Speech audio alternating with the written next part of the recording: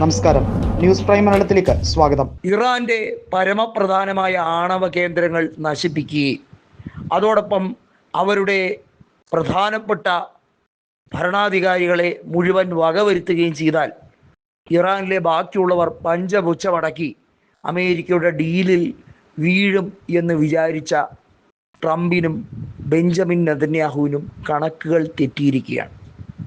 ഇറാനിലെ ഭരണകൂടത്തിന് ഒന്നും തന്നെ സംഭവിക്കാൻ പോകുന്നില്ല. ആയത്തുള്ള അലി ഖമനേയി എന്ന ഇറാന്റെ പരമോന്നതകാരിയുടെ വിലാപ യാത്ര പോലും ഇപ്പോഴത്തെ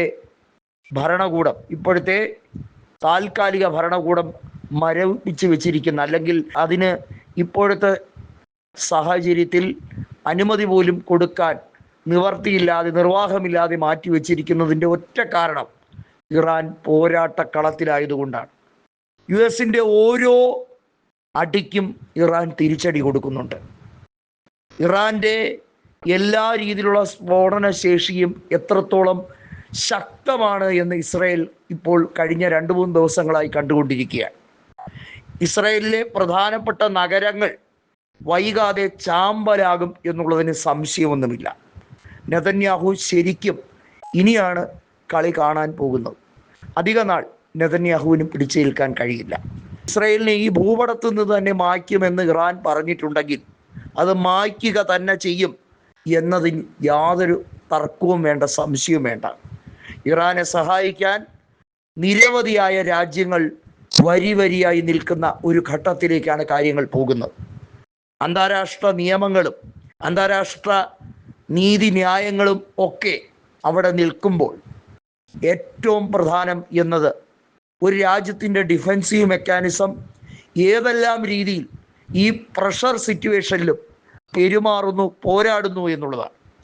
റഷ്യയെയും ചൈനയെയും അതുപോലെ നിരവധിയായ സമാന മനസ്കരായ രാജ്യങ്ങളെയും ഇറാന് വിശ്വാസത്തിലെടുക്കാൻ കഴിഞ്ഞിട്ടുണ്ട്.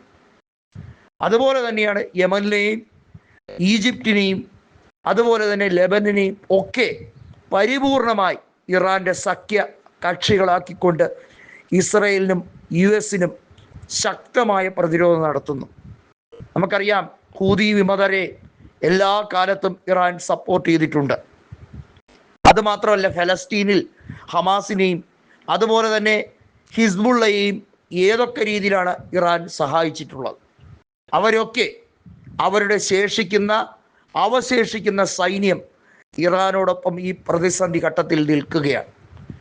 ഇപ്പോൾ UAE-യിൽ വലിയ കടുത്ത അസ്വാരസ്യങ്ങൾ ഉണ്ടാകുന്നുണ്ട്. പക്ഷേ ഇവിടെ ഒരേ സമയം ഇറാൻ അറബ് രാജ്യങ്ങളെ ആക്രമിക്കാൻ ശ്രമിക്കുമ്പോൾ ഇറാൻ പറയുന്ന ഒരൊറ്റ മാർഗമേ ഉള്ളൂ: നിങ്ങൾ ഞങ്ങൾക്കെതിരെയുള്ള ശത്രുപക്ഷത്തിൽ നിന്നുകൊണ്ട് ഞങ്ങളെ ഉന്മൂലനം ചെയ്യാനാണ് ശ്രമമെങ്കിൽ ഞങ്ങൾക്ക് കയ്യും കെട്ടി നോക്കി നിൽക്കാൻ കഴിയില്ല, മറുപടി പറഞ്ഞേ മതിയാവുകയുള്ളൂ. നോക്കൂ, അമേരിക്കയുടെ അത്യാധുനിക വെപ്പണിന് മുമ്പിൽ തലകുനിക്കുകയല്ല ഇപ്പോൾ ഇറാൻ ചെയ്യുന്നത്. ഇറാന് സോഫിസ്റ്റിക്കേറ്റഡ് ആയിട്ടുള്ള വെപ്പൺസ് റഷ്യയും അതുപോലെ തന്നെ ഉത്തര കൊറിയയും നൽകും എന്നുള്ളത് ഉറപ്പാണ്. ഉത്തര കൊറിയൻ നേതാവായിട്ടുള്ള കിം ജോങ് ഉൻ പറഞ്ഞത്, അധികം വിളച്ചിലെടുത്താൽ ഇസ്രായേൽ ഈ ഭൂമുഖത്ത് കാണില്ല, അതിന് ഞങ്ങൾ വേണ്ടി വന്നാൽ ഏതറ്റവും സ്വീകരിക്കും എന്നുള്ളതാണ്. ഉത്തര കൊറിയയിലെ പ്രത്യേക നിയമ സംഹിതകൾ നോക്കൂ.